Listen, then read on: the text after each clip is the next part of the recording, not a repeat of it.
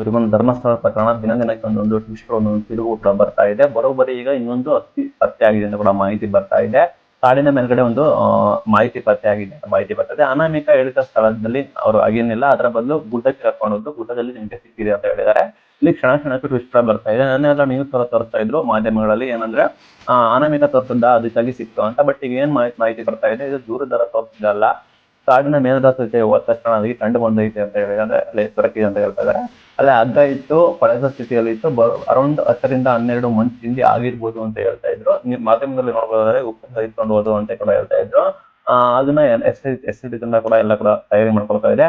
ಬಂಗ್ಲೆ ಗುಡ್ಡದಲ್ಲಿ ಈ ರೀತಿ ಪತ್ತೆ ಆಗಿದೆ ಅಂತ ಹೇಳಿದ್ದಾರೆ. ನಿನ್ನೆ ದೂರದಾರ ತೋರಿಸಿದ್ರು ಅಂತ ಹೇಳಿದ್ರೆ ಪೇಪರ್ ಅಲ್ಲೇ ಬಂದಿದೆ, ದೂರದಾರ ತೋರಿಸಿಲ್ಲ ಅಂತ.